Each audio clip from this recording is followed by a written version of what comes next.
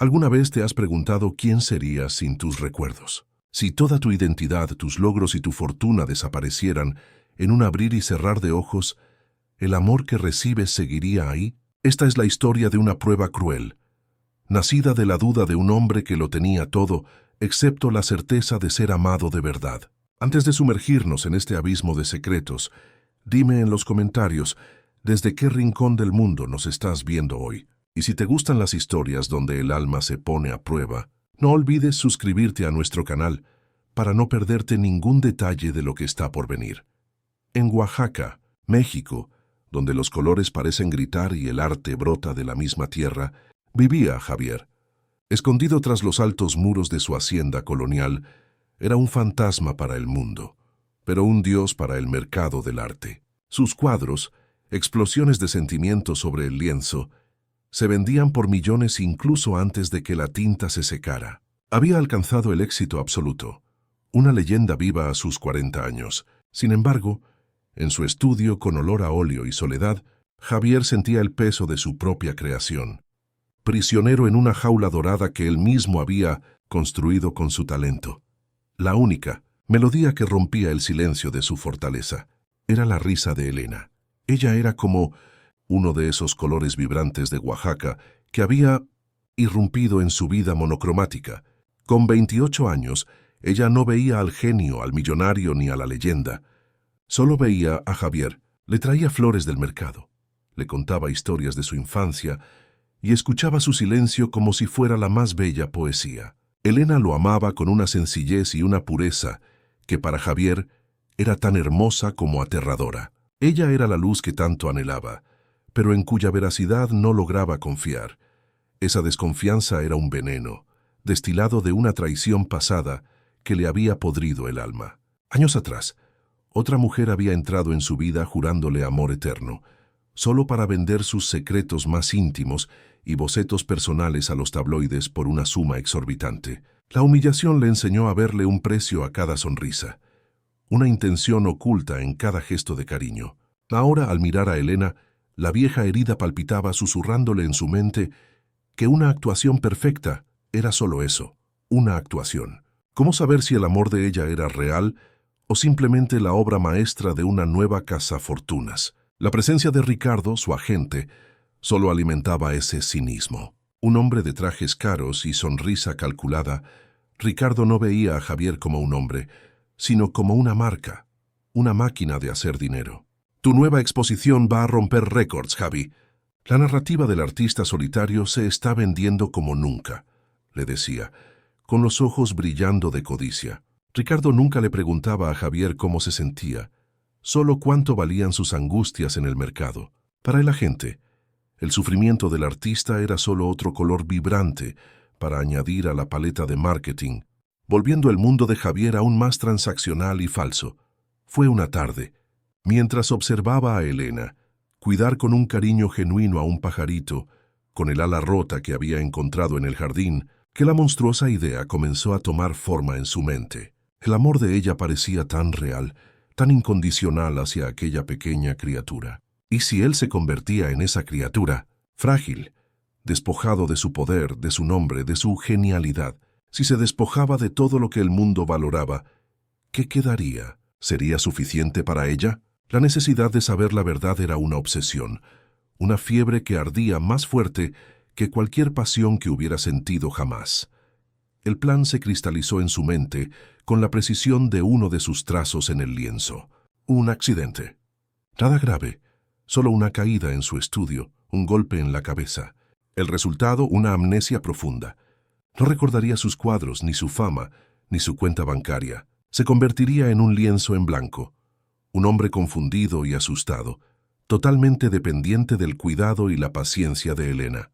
Sería la prueba definitiva. ¿Se quedaría ella al lado de un hombre roto que no tenía nada que ofrecer, o su máscara finalmente caería, revelando la ambición detrás de sus dulces ojos? Se acercó a una fotografía de ambos, tomada en un raro día de paseo por las calles empedradas de Oaxaca. La sonrisa de ella era radiante, la de él contenida, casi dolorosa. Una lágrima solitaria rodó por su mejilla, un tributo silencioso al hombre que era y que estaba a punto de destruir. El dolor de la duda era insoportable, pero la posibilidad de vivir en una mentira era aún peor. Con la mano temblorosa, tomó el teléfono para hacer la primera llamada que sellaría su destino. Mañana, el gran artista Javier moriría, y él rezaba para que Elena amara al hombre que quedara. La voz al otro lado de la línea era la del doctor Morales, un médico privado cuya carrera Javier había salvado de un escándalo años atrás con una generosa y discreta donación. La deuda de gratitud era la correa de la que Javier ahora tiraba. Con una frialdad que lo asustaba a sí mismo, detalló el plan: el accidente, el golpe en la cabeza y el diagnóstico de amnesia disociativa. Habría preguntas, exámenes, pero Javier pagaría lo que fuera necesario para que la farsa fuera médicamente incuestionable. El doctor Morales dudó, con su ética hecha jirones, pero la lealtad a Javier o quizás el miedo pesó más. Aceptó, convirtiéndose en el primer cómplice del engaño que estaba por venir. A la mañana siguiente, el estudio de Javier no era un santuario de creación, sino el escenario de un crimen emocional. Claire estaba cargado con el olor a pintura fresca y a la mentira que se estaba gestando. Con la precisión de un cirujano, derramó un pequeño charco de aceite de linaza sobre el suelo de piedra, cerca de un pesado caballete. Colocó un lienzo para que cayera junto con él, creando la ilusión de un tropiezo violento. Cada detalle fue meticulosamente planeado para fabricar el caos. Respiró hondo, cerró los ojos y con el corazón latiendo descontroladamente, se entregó al suelo frío, esperando los pasos de Elena. No esperó mucho. El sonido de sus zapatos en el pasillo fue seguido por un grito agudo que rasgó el silencio de la mañana. ¡Javier! Tumbado, fingiendo una profunda inconsciencia, sintió el contacto desesperado de las manos de ella en su rostro, el calor de sus lágrimas cayendo sobre su piel. Escuchó su voz, temblorosa y entrecortada, llamándolo por su nombre una y otra vez, un lamento de puro terror y amor. En ese momento, bajo el peso de su engaño, tuvo la primera prueba de lo que tanto buscaba. El miedo de ella era visceral, su dolor era real. La culpa comenzó a instalarse como un hielo en sus venas. El doctor Morales llegó en tiempo récord, desempeñando su papel con una seriedad escalofriante. Realizó un examen rápido pero convincente, hablando en términos médicos que sonaban graves y complejos para los oídos de Elena. El impacto en la región temporal fue significativo, dijo con el rostro sombrío. Necesitamos llevarlo a la habitación y monitorearlo. No podemos descartar la posibilidad de daños neurológicos, incluyendo pérdida de memoria. Tenemos que prepararnos para lo peor. Con cada palabra, el médico clavaba más hondo el cuchillo de la mentira en el corazón de Elena, que escuchaba todo, pálida y temblorosa. Horas más tarde, en la penumbra de su propia habitación, Javier comenzó su actuación. Abrió los ojos lentamente, parpadeando ante la luz suave que entraba por la ventana. Su mirada recorrió la habitación confundida antes de posarse en Elena, que estaba sentada junto a la cama sosteniendo su mano. La miró fijamente por un largo momento, no con el amor y el reconocimiento de siempre, sino con el miedo y la desconfianza de quien ve a un completo desconocido. Apartando la mano, se encogió y preguntó con una voz débil y ronca: ¿Quién eres? ¿Dónde estoy? La prueba había comenzado. Una oleada de dolor visible atravesó el rostro de Elena, tan intensa que por un segundo Javier pensó que se derrumbaría. Pero no lo hizo. Respiró hondo, tragándose su propio sufrimiento para dar paso a una calma infinita. Con una voz suave, como si estuviera calmando a un animal asustado, se presentó. Me llamo Elena. Estás en tu casa en Oaxaca. Tuviste un accidente, pero ya estás a salvo. Estoy aquí para cuidarte, Javier. Ella no lo abandonó. En cambio, su amor se transformó en un escudo, una promesa de que enfrentaría aquel abismo a su lado. La calma se rompió con la llegada de Ricardo, quien irrumpió en la habitación como un huracán de egoísmo. Ignorando la fragilidad de la situación, su primera preocupación no fue el hombre en la cama, sino la marca que representaba. ¿Amnesia? ¿Qué significa eso para la exposición en Londres? ¿Los contratos? ¿Los adelantos? Necesitamos una declaración para la prensa, controlar la narrativa. Sus palabras eran como piedras lanzadas contra la delicada atmósfera que Elena intentaba construir. exponiendo la abismal diferencia entre el amor devoto y el interés depredador. Más tarde ese día, Elena llevó a Javier, en una silla de ruedas para evitar mareos, al corazón de su mundo, el estudio. Lo detuvo frente a su última obra, un lienzo monumental, vibrante de pasión y dolor aún inacabado en el caballete. «Mira, Javier, esto es lo que tú creaste», susurró esperando despertar algo en él. Él miró la obra maestra, la tormenta de colores que era un reflejo de su alma. Con una mirada vacía, apática, como si estuviera viendo una pared en blanco. La esencia de lo que él era, su arte, había desaparecido de sus ojos. El rostro de Elena se contrajo en una agonía silenciosa. ¿Cómo podría amar a un hombre que era un completo extraño para sí mismo? Los días que siguieron fueron un borrón de una nueva y dolorosa rutina. Elena se convirtió en el ancla de Javier, en un océano de olvido. Con una paciencia casi divina, lo guiaba por la casa, presentándole de nuevo los objetos, las texturas, los olores que antes componían su vida. Le leía los poetas que él amaba, ponía la música que lo inspiraba y pasaba horas describiendo las historias detrás de cada uno de sus cuadros. Javier la seguía como una sombra, con el rostro como una máscara de cortesía vacía. Era un extraño en su propio mundo, y Elena era su único y frágil puente hacia la realidad. Ricardo, sin embargo, veía la situación desde una óptica completamente diferente. Para él, la amnesia de Javier no era una tragedia humana, sino una crisis de gestión. Sus visitas se volvieron más frecuentes e invasivas, sus labios siempre pronunciando palabras de falsa preocupación que apenas ocultaban su impaciencia. «Elena, querida, no puedes lidiar con esto sola», insistía, mientras hojeaba catálogos de clínicas de lujo. «He pensado en una institución en Suiza, especialistas. Ellos pueden cuidarlo mientras yo administro los negocios. Es por su bien, claro». El bien de Javier para Ricardo era sinónimo del bien de sus inversiones. Esa sugerencia fue la gota que colmó el vaso para Elena. Lo confrontó en la biblioteca, con sus ojos normalmente amables, chispeando con una furia protectora. «Él no va a ir a ninguna parte, Ricardo. No es un activo averiado para ser despachado y reparado. Es un hombre, y esta es su casa». Su voz era baja, pero cargada de una autoridad que Ricardo no esperaba. «Mientras yo esté aquí, será tratado con amor y dignidad, no como un problema para ser tercerizado. Puede que su memoria se haya ido, pero su alma sigue aquí. Que voy a protegerla de buitres como tú». Las palabras de Ricardo, aunque repulsivas, encendieron un nuevo miedo en Elena.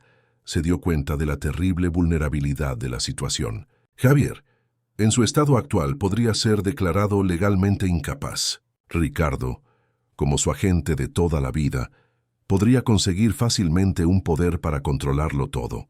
Aquella noche, caminó por el estudio mirando las obras maestras en las paredes. No eran solo cuadros, eran pedazos del alma de Javier, testigos de sus luchas y triunfos. Un plan comenzó a formarse en su mente. Un plan arriesgado, secreto, para proteger el legado de Javier del mismo hombre que él había contratado para protegerlo. Una pequeña chispa de esperanza surgió unos días después, alimentando su determinación. Mientras una canción folclórica de Oaxaca sonaba suavemente en el patio, Elena notó que los dedos de Javier se movían, tamborileando un ritmo casi imperceptible en la madera de la silla de ruedas. Fue un reflejo, quizás un eco fantasma de una memoria perdida, pero para Elena fue una señal. Era la prueba de que el hombre que amaba todavía estaba allí, en algún lugar, atrapado en las profundidades de esa niebla silenciosa. Aquel pequeño movimiento renovó sus fuerzas y solidificó su decisión de luchar, sin importar el costo. Comenzaron las llamadas secretas. Escondida en el rincón más alejado del jardín, bajo el manto de la noche, Elena susurraba por teléfono con una de las abogadas de arte más respetadas de México. También contactó a un experto en almacenamiento de arte, discutiendo la logística y la seguridad con una precisión que antes no poseía. Se estaba moviendo rápido, creando una estrategia para transferir las obras más importantes de Javier a una bóveda privada, un lugar impenetrable para la codicia de Ricardo. Para cualquier observador, sus acciones parecerían sospechosas, las de alguien que planea un golpe. Y Javier era un observador atento. Desde su ventana la veía. Veía el cansancio en sus hombros, pero también la nueva determinación de acero en su postura. Veía el cariño con que lo trataba durante el día, y luego la veía escabullirse para hacer sus llamadas secretas por la noche. La semilla de la duda, plantada por él mismo, comenzó a germinar. Esta nueva fuerza, esta repentina astucia legal y financiera, era para protegerlo, como afirmaba con sus gestos, o para protegerse a sí misma, asegurando su futuro al lado de un hombre cuya mente estaba en blanco. La prueba se estaba volviendo más compleja de lo que había imaginado. El enfrentamiento de Ricardo fue el veneno final. La acorraló en el pasillo, con su voz como un silbido venenoso. «Sé lo de tus reuniones con la abogada, Elena. ¿Crees que soy estúpido?» Se inclinó, con una sonrisa presuntuosa en sus labios. «Es muy inteligente de tu parte», moviendo las piezas en el tablero mientras el rey está incapacitado. «Pero dime, ¿lo estás cuidando a él o estás asegurando tu propio futuro?» Desde su habitación, con la puerta entreabierta, Javier escuchó cada palabra. La sugerencia maliciosa de Ricardo encontró un terreno fértil en su corazón desconfiado, y la imagen de Elena, su protectora, comenzó a distorsionarse en la de una depredadora. Elena se quedó paralizada por un instante, con las venenosas palabras de Ricardo resonando en el silencioso pasillo. Lo miró fijamente, con sus facciones endurecidas por una furia justa. «Sal de mi casa, Ricardo», dijo, con su voz baja y peligrosa. «Esta es su casa, y mientras él esté bajo mi cuidado no eres bienvenido para esparcir tu veneno aquí». Desde su habitación, Javier escuchó su firmeza, pero en su mente, envenenada por la sospecha, la fuerza de Elena no sonaba como protección, sino como la posesividad de alguien que asume el control de un territorio conquistado. La defensora se transformaba en la usurpadora. A partir de ese momento, la percepción de Javier cambió por completo. Cada gesto de Elena era ahora filtrado a través del lente de la traición. El cariño con que le acomodaba las almohadas parecía un acto calculado. La sonrisa paciente que le ofrecía parecía un disfraz para sus verdaderos planes. Se convirtió en un prisionero no solo de su amnesia fingida, sino de su propia paranoia, forzado a aceptar el cuidado de una mujer que ahora creía que estaba planeando metódicamente su ruina. Estaba atrapado en el infierno que él mismo había diseñado, y la soledad era su única compañía verdadera. Ignorando la velada amenaza de Ricardo, Elena sabía que necesitaba actuar rápido. Esa misma noche, bajo el pretexto de una fumigación en el salón principal, ejecutó su plan. Un pequeño equipo de expertos en arte, contactado por su abogada, llegó en una furgoneta sin identificación. Al amparo de la noche, embalaron y retiraron cuidadosamente la obra más icónica de Javier, Corazón de Agave, junto con otras 2 piezas menores. Elena supervisó todo con el corazón en un puño. Una criminal a regañadientes, en una misión para proteger el legado del hombre que amaba, de la codicia de su supuesto amigo.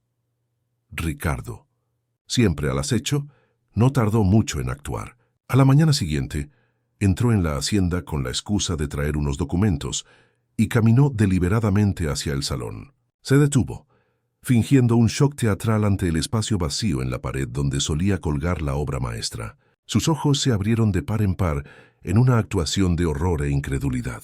Sin decir una palabra a nadie más, se dirigió a la habitación de Javier, con el rostro contraído en una máscara de furia y tristeza, listo para dar el golpe de gracia. «Ha empezado, Javier. Ha empezado», dijo Ricardo con la voz entrecortada por una falsa emoción. Se arrodilló junto a la silla de Javier, sujetándole el brazo. «Te lo advertí. El buitre está empezando a llevarse el cadáver trozo a trozo. Corazón de Agave. El cuadro que definió tu carrera ha desaparecido». Las palabras fueron como un puñetazo en el estómago de Javier. Era la confirmación que temía, la prueba que estúpidamente había buscado. El dolor fue abrumador, una repetición de la antigua traición, pero infinitamente más cruel, porque esta vez se había permitido tener esperanza. Luchó por mantener la compostura, por no salirse del personaje. La rabia y el dolor bullían dentro de él, pero en su rostro forzó una expresión de confusión pasiva. Esperó el momento adecuado. Más tarde, cuando Elena lo llevaba por el pasillo, él mismo detuvo la silla de ruedas, como si notara la ausencia por primera vez. Con el dedo tembloroso y una voz infantil, señaló la pared desnuda. ¿Dónde está la pintura? La chica triste con las flores. Ya no está. La pregunta era una prueba final, una última oportunidad para que ella dijera la verdad. A Elena la tomó por sorpresa, y su rostro palideció. ¿Cómo explicarle a un hombre con la mente de un niño que había retirado su obra maestra para protegerlo de su agente? La verdad lo asustaría y lo confundiría terriblemente. Atrapada en una trampa de compasión, hizo lo único que podía para calmarlo. Mintió. «No te preocupes, mi amor», dijo con la sonrisa más tranquilizadora que pudo forjar. «Solo la llevaron a una limpieza especial. Los restauradores la están cuidando. Volverá pronto, más bonita que nunca». La mentira, dicha con tanta dulzura y convicción, fue el golpe final para Javier. La miró a los ojos, unos ojos que antes prometían un refugio, y solo vio el abismo de la decepción. Ella no solo robaba, sino que mentía con una facilidad desconcertante. Su actuación como cuidadora dedicada era, en realidad, la verdadera obra maestra. Y él, el genio cínico que pensaba que controlaba el juego, era solo el tonto en primera fila, aplaudiendo a la actriz principal mientras saqueaba su corazón y su casa. La certeza de su traición se instaló, fría y pesada como una lápida. A partir de ese día, la actuación de Javier cambió. La confusión asustada dio paso a una frialdad cortante, un distanciamiento gélido que Elena sentía como una barrera de cristal entre ellos. Él dejó de responder a sus intentos de conversación con algo más que monosílabos. Se encogía sutilmente cuando ella le tocaba el brazo y su mirada, antes vacía, ahora parecía cargarlo de un juicio silencioso y pesado. Ya no era un hombre perdido en la niebla. Se había convertido en la niebla misma, impenetrable, fría y sofocante, y Elena se estaba perdiendo dentro de ella. Totalmente ajena a la verdadera causa, Elena interpretó el cambio como una terrible regresión de su condición. El miedo le carcomía el corazón. Quizás el trauma era más profundo de lo que el doctor Morales había previsto. Desesperada, llamaba al médico casi todos los días, describiéndole el nuevo comportamiento de Javier, su apatía, su hostilidad velada. El doctor Morales, atrapado en su propia red de mentiras, solo ofrecía respuestas vagas e inútiles sobre las fases impredecibles de la recuperación neurológica, dejando a Elena cada vez más aislada en su angustia y redoblando su determinación de cuidarlo. Ricardo, al percibir la fisura entre ellos, se movió para explotarla con la precisión de un depredador. Se convirtió en el confidente de Javier, pasando horas a su lado, jugando al ajedrez en silencio o hablándole suavemente sobre un pasado que Javier no podía recordar.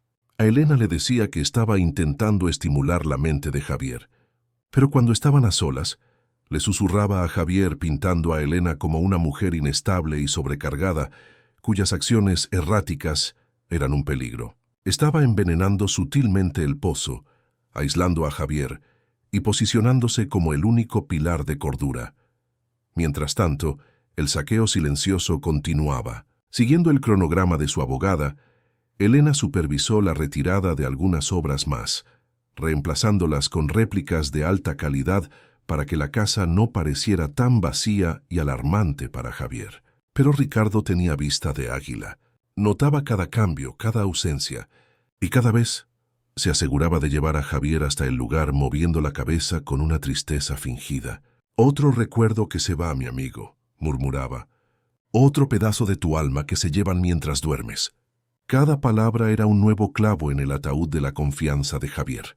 Sin embargo, la batalla de Elena ahora se desarrollaba en un nuevo frente. Al obtener acceso limitado a las finanzas de Javier para administrar los gastos de la hacienda, su abogada notó un patrón de irregularidades que era anterior al accidente. Pequeños pero consistentes pagos se realizaban a una empresa de consultoría fantasma, una empresa que una investigación preliminar reveló que tenía lazos directos con Ricardo.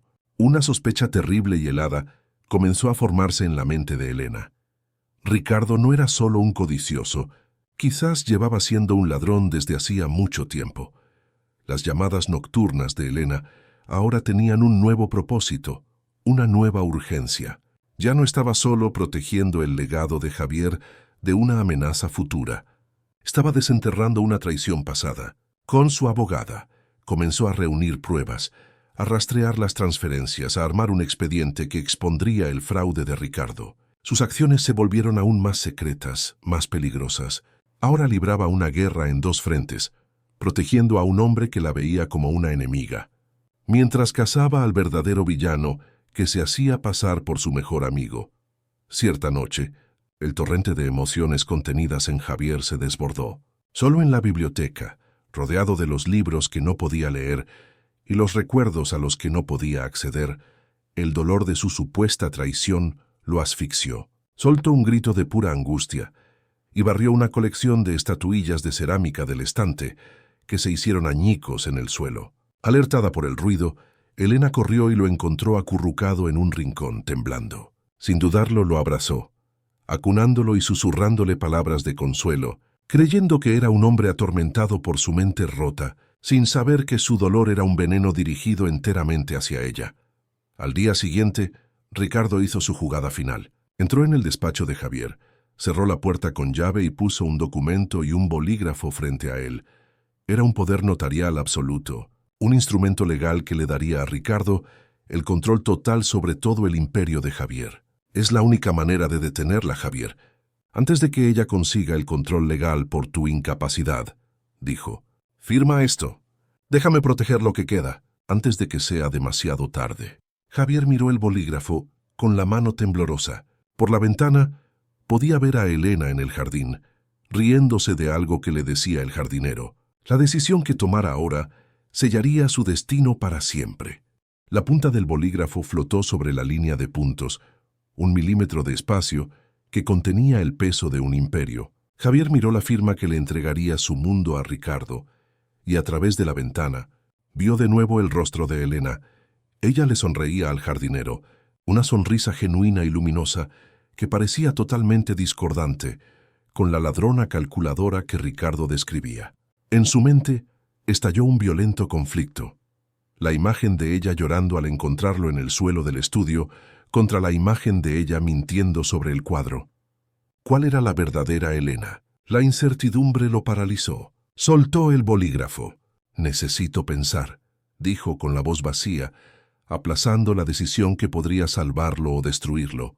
El disfraz de Ricardo flaqueó. Por una fracción de segundo, una oleada de furia sombría pasó por sus ojos antes de que pudiera forzar sus facciones de vuelta a una máscara de preocupación. Javier, no tenemos tiempo para pensar. Cada día que pasa, ella se fortalece legalmente. Siseó con su impaciencia escapándose como veneno. Aquel atisbo de la verdadera naturaleza de Ricardo, depredadora e impaciente, fue suficiente. Javier no firmó, no porque de repente confiara en Elena, sino porque, por primera vez, se dio cuenta de que tampoco podía confiar en Ricardo. Estaba completamente solo en la oscuridad. Una nueva estrategia, fría y desesperada, se apoderó de su mente. Era un rey en su propio tablero, pero sin memoria y sin consejeros leales. No podía confiar en lo que veía o escuchaba. Necesitaba un observador neutral, ojos y oídos que no pudieran ser encantados por la sonrisa de Elena ni manipulados por la falsa amistad de Ricardo. Decidió dejar de ser una víctima pasiva en su propia prueba. Era hora de darle la vuelta al juego, de convertirse en un investigador secreto en su propia vida, usando la fachada de su falsa fragilidad como el disfraz perfecto.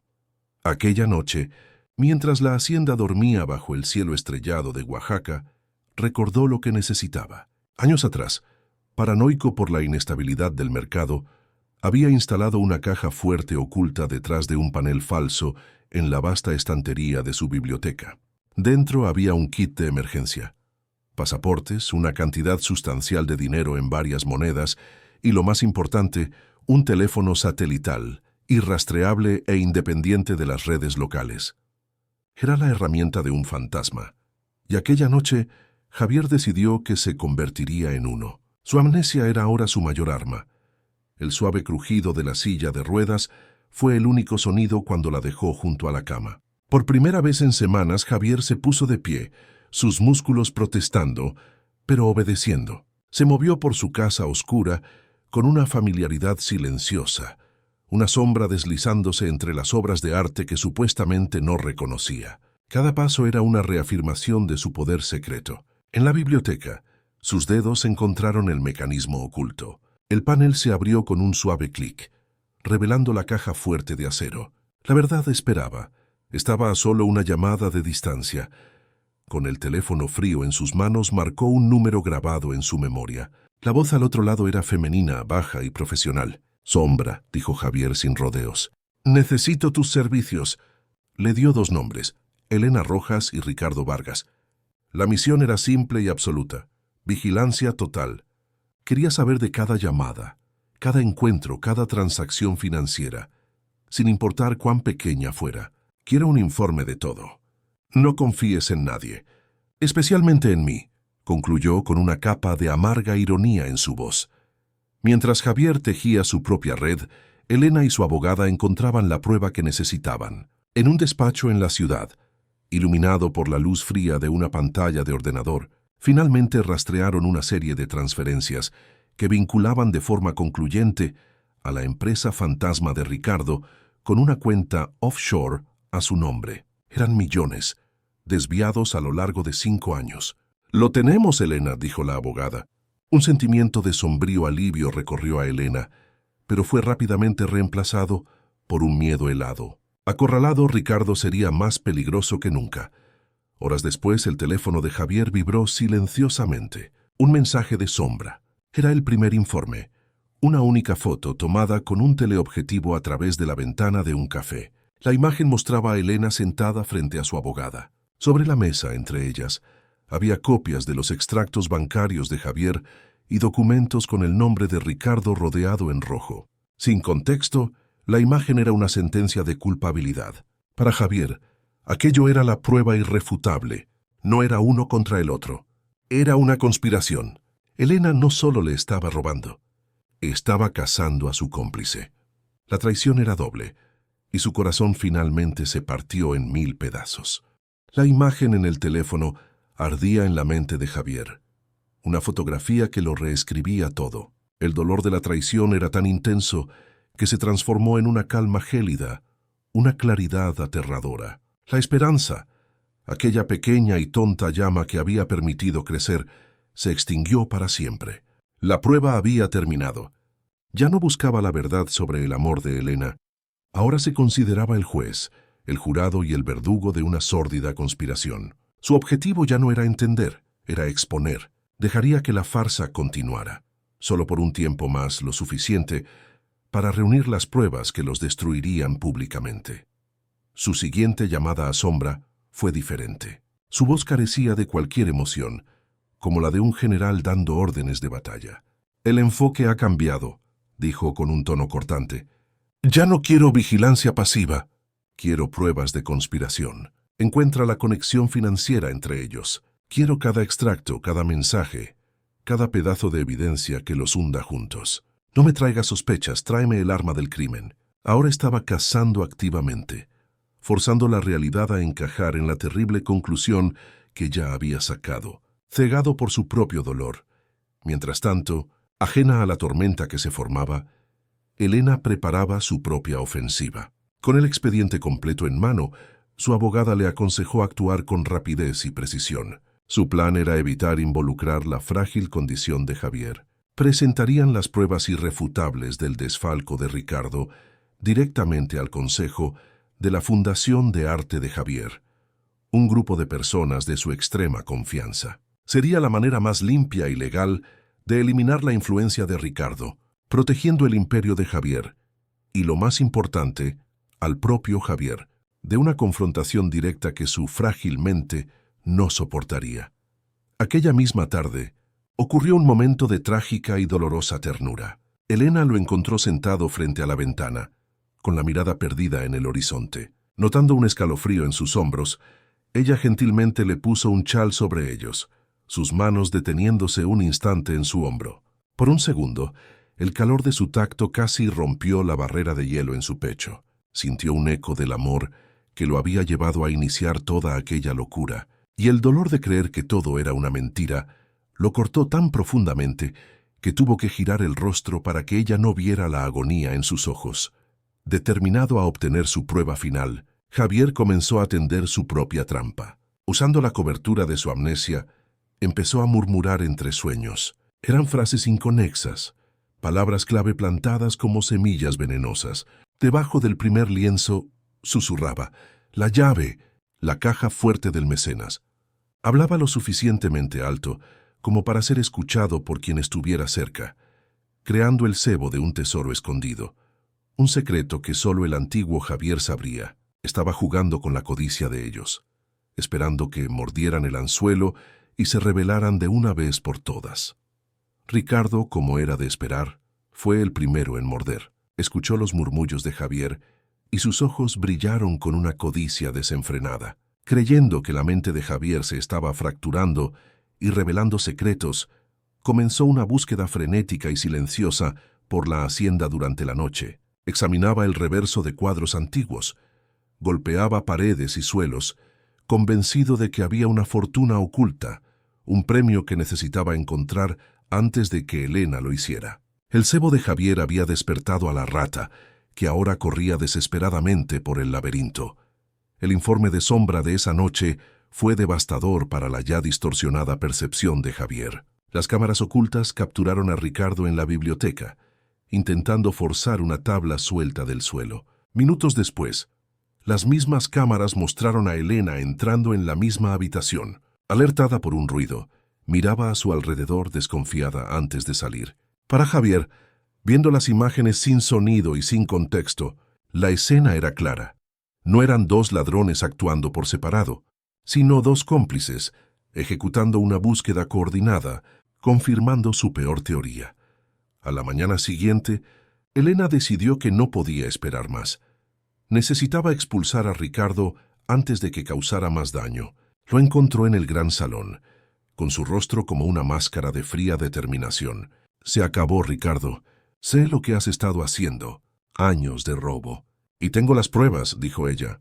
Ricardo se rió, un sonido cruel y burlón. «Tú y tu noviecito sin cerebro no pueden probar nada».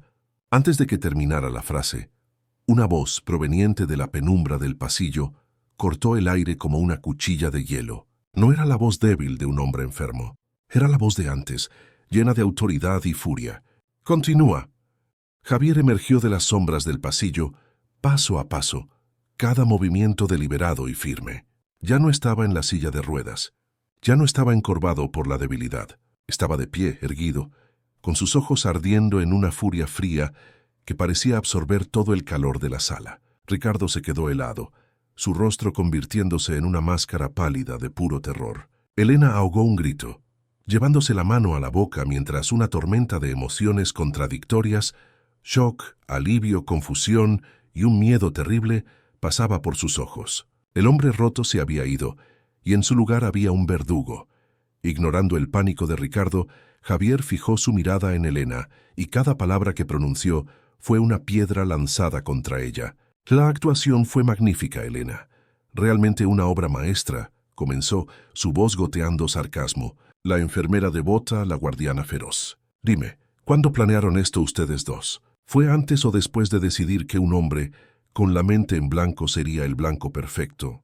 Escupió los hechos tal como él los veía. Las llamadas, la retirada de los cuadros, la reunión en el café. Pintó el retrato de una conspiración, con ella como la artista principal. Por un momento, Elena se quedó en silencio, el impacto de la doble revelación dejándola sin aliento. El hombre que amaba la había engañado, la había sometido a una tortura psicológica, y él creía que ella era un monstruo. El dolor fue tan abrumador que se transformó en furia. «¿Una prueba?», gritó, las lágrimas finalmente estallando, no de tristeza, sino de una justa rabia. «Me hiciste pasar por este infierno, me hiciste llorar todas las noches, me hiciste temer por tu vida. ¿Por una prueba?». Luego señaló con un dedo tembloroso a Ricardo. «Saqué los cuadros para protegerlos de él. Tu leal amigo, el único ladrón en esta habitación».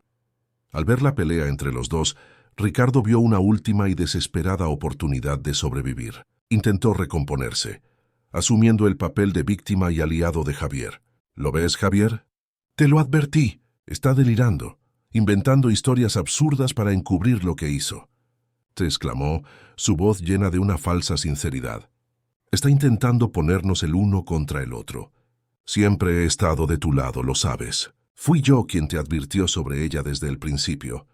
Apostó todo a la narrativa que había construido con tanto cuidado en la mente de Javier. Pero Elena no permitiría que las mentiras dictaran la historia por más tiempo. Se acabaron los susurros, se acabaron los secretos.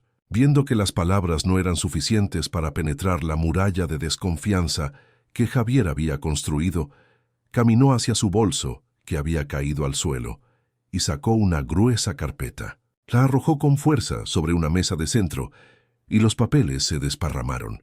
¿Quieres pruebas, Javier? Vives por las pruebas, ¿no es así? Entonces deja de escuchar mentiras, y por primera vez lee la verdad. El desafío en su voz era innegable, la voz de alguien que ya no tenía nada que perder. Dudando, Javier se acercó. Tomó el primer papel. Era un extracto bancario. Sus ojos recorrieron las fechas, las transferencias, el nombre de la empresa fantasma.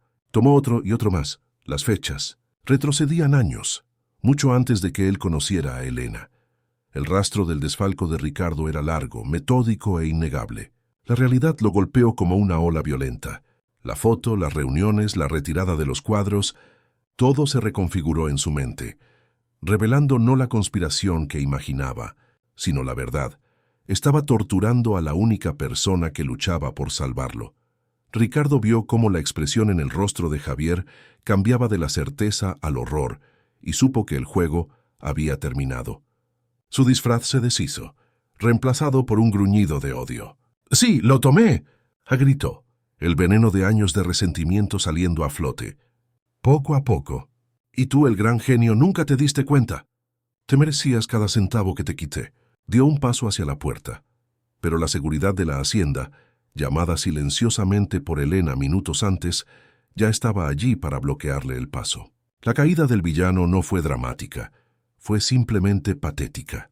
Con Ricardo siendo escoltado fuera, un silencio pesado y terrible cayó sobre el salón. Era un silencio lleno de las ruinas de todo lo que habían construido.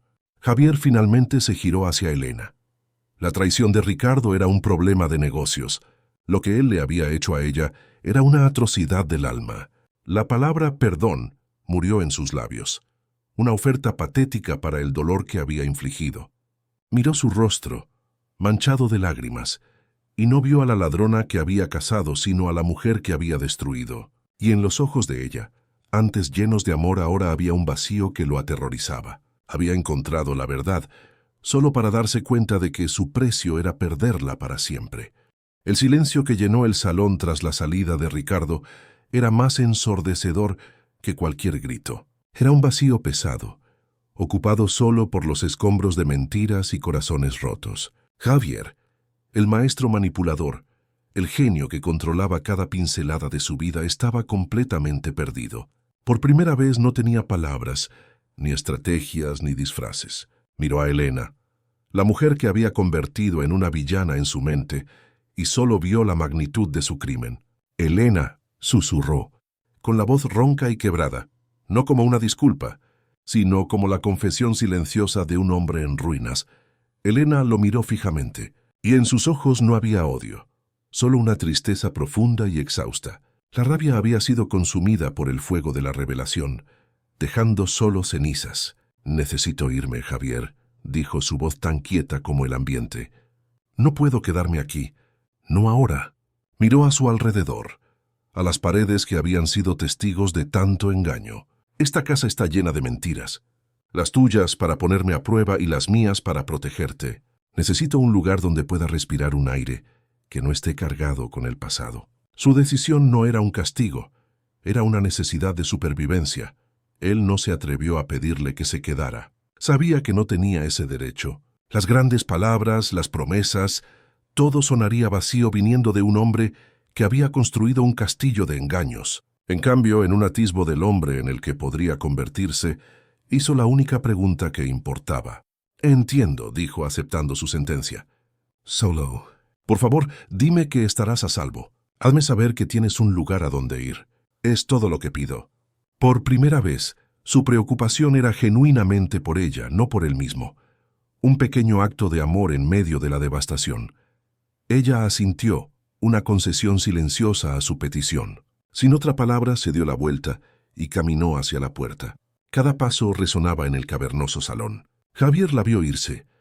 Cada metro que se alejaba parecía una parte de su alma siendo arrancada. Las pesadas puertas de madera de la hacienda se cerraron tras ella con un golpe sordo y final, sellando su soledad. Estaba solo, el rey de un imperio de colores y lienzos que ahora parecían grises y sin vida, un monumento a su arrogancia y al amor que había destruido. Los días siguientes fueron una penitencia. Javier deambulaba por la casa silenciosa como un fantasma, atormentado no por mentiras, sino por la verdad de sus actos. Los espacios vacíos en las paredes ya no eran recordatorios de la traición de ella, sino monumentos a su leal protección. Se sentó en la silla de ruedas, ahora un objeto de vergüenza, y recordó su tacto gentil. La prueba que había creado para demostrar la imperfección de ella había en cambio demostrado su propia monstruosidad. Era el único que había fallado, de forma espectacular e imperdonable.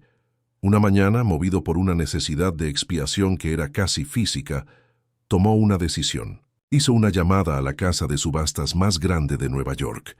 Su instrucción fue clara e irrevocable. Su obra maestra, Corazón de Agave, la misma que Elena había protegido, sería la pieza central de su próxima subasta de arte contemporáneo. Y la totalidad de las ganancias, cada millón, cada centavo, sin comisión, se utilizaría para crear una nueva fundación en Oaxaca. Una fundación para apoyar a jóvenes artistas locales sin recursos. La llamó la Fundación Elena. En un pequeño y anónimo hotel en el centro de Oaxaca, Elena vio la noticia en su tablet. El shock la dejó sin aliento. La subasta, la donación y luego el nombre. La Fundación Elena. Entendió el gesto de inmediato. No era un intento de comprarla o de ganar su perdón con dinero. Era una declaración pública. Era un acto de transformación. Javier estaba tomando el símbolo de su mayor éxito, lo que más lo definía, y lo estaba sacrificando para crear algo nuevo, algo que la honraba no a él, sino a ella y a los valores de cuidado y autenticidad que ella representaba. Mientras miraba la pantalla, con las lágrimas corriendo silenciosamente por su rostro, su teléfono vibró en la mesa de al lado. El sonido la sobresaltó. Miró el identificador de llamadas y su corazón se detuvo por un instante. Era su nombre, Javier, el nombre que representaba tanto amor y tanto dolor. El teléfono sonó una vez, el sonido perforando el silencio de su habitación. Sonó una segunda vez. Su mano flotó sobre el aparato temblando. Contestar significaría reabrir la herida. Ignorarlo significaría, quizás, cerrarla para siempre. El futuro de ambos se resumía en aquel simple e imposible acto. La mano de Elena temblaba mientras se acercaba al teléfono. Una parte de ella, la parte herida que anhelaba la paz, le gritaba que ignorara la llamada, que se protegiera y siguiera adelante. Pero otra parte, la que vio la noticia de la fundación, reconoció un acto de cambio tan profundo que no podía ser ignorado. Aquel no era un gesto del Javier que ella conocía, el hombre cínico y desconfiado. Era el acto de un extraño, un hombre al que quizás estaría dispuesta a conocer. Respirando hondo, deslizó el dedo por la pantalla y contestó. ¿Hola? Su voz salió como un susurro frágil. Al otro lado hubo una pausa, el sonido de una respiración contenida. La voz de Javier, cuando finalmente llegó, estaba despojada de toda su antigua arrogancia. Era quieta, humilde y cargada de un peso que ella nunca antes había escuchado. «Elena», comenzó, «no te llamé para pedirte perdón. No existen palabras para lo que hice». Hizo una pausa. «Te llamé para darte las gracias. Me mostraste la verdad. Estaba atrapado en una torre de marfil, confundiendo el valor de mis cuadros con mi valor como hombre. La fundación no es para ti, es por ti. Es mi primer intento de pintar algo real en mi vida». No le pidió que volviera, no habló de ellos. Habló del cambio, de lo que ella había despertado en él. Después de un momento de silencio le hizo una invitación. «La inauguración de la fundación será en un mes», dijo. «Entiendo si no quieres volver a verme nunca más, pero ese lugar, esa causa, nació de tu integridad. Me gustaría que estuvieras allí, no como mi acompañante, sino como la presidenta de honor del consejo. Es tu lugar por derecho, Elena, si lo quieres». La oferta no era una atadura, Era un regalo, una devolución de poder y respeto. Un mes después, una antigua casona colonial en el corazón de Oaxaca brillaba con vida nueva. Era la noche de apertura de la Fundación Elena. El aire vibraba con música, risas y el olor a pintura fresca. Las paredes, antes en ruinas, ahora exhibían las obras audaces y vibrantes de jóvenes artistas que nunca habrían tenido una oportunidad. Elena estaba en el centro de todo, no como una musa silenciosa, sino como una fuerza de la naturaleza. En el podio, habló con una pasión que cautivó a todos, su voz resonando con la promesa de un futuro donde el arte pertenecía a todos. Javier estaba allí, pero no en el centro del escenario. Se mantuvo en el fondo de la multitud, vestido con sencillez, con un pequeño cuaderno de bocetos en la mano. No era el célebre anfitrión. Era un espectador, un mecenas silencioso. Había una paz en su rostro que nadie había visto jamás. Observaba a Elena, no con la posesividad de un amante, sino con la admiración de quien ve algo verdaderamente hermoso. Estaba sonriendo, una sonrisa genuina, mientras dibujaba los rostros felices a su alrededor, encontrando más alegría en aquellos trazos simples que en cualquiera de sus antiguos millones. Cuando el discurso de ella terminó y los aplausos disminuyeron, él se acercó. No había tensión, solo un entendimiento tranquilo que flotaba entre ellos en el aire festivo. «Estuviste increíble», dijo con voz sincera. Le mostró el cuaderno. No eran obras maestras, sino bocetos llenos de vida y movimiento. «Estoy aprendiendo a ver las cosas de nuevo», confesó. «A ver a la gente, los colores. Tú me enseñaste a abrir los ojos». El cumplido era sobre la visión de ella, no sobre la genialidad de él, la admisión final de su influencia. Elena sonrió, una sonrisa que le llegó a los ojos por primera vez en mucho tiempo. Esperaba una petición, una súplica, un intento de volver al pasado, pero la pregunta de Javier la sorprendió por completo, rompiendo todas sus expectativas. «Elena», dijo con su mirada seria y vulnerable, «no quiero que vuelvas conmigo. Quiero pedirte algo más difícil. ¿Me darías el honor de enseñarme a pintar? No como el maestro que fui, sino como un alumno. Desde cero». La propuesta no era sobre restaurar un romance, sino sobre construir algo enteramente nuevo. En la escena final, días después, están juntos en el soleado estudio de la Fundación. Un gran lienzo en blanco descansa sobre un caballete entre ellos. Javier sostiene un pincel, su mano un poco insegura. Elena está a su lado, y con una delicadeza infinita, guía su mano en el primer trazo. La verdadera prueba del amor, finalmente entendieron, no era poner a prueba las heridas del pasado, sino tener el valor de empezar de nuevo, juntos, en un lienzo en blanco. Una historia que comenzó con un engaño. Ahora florecía en la más pura de las verdades. El amor es, sobre todo, una creación mutua. Si esta historia tocó tu corazón y te mantuvo en suspenso, danos tu me gusta y suscríbete al canal. Comparte este video con quien conozcas y dinos qué te pareció en los comentarios. Tu participación es lo que nos inspira a seguir trayendo relatos llenos de drama y emoción como este. Activa las notificaciones para no perderte lo que está por venir.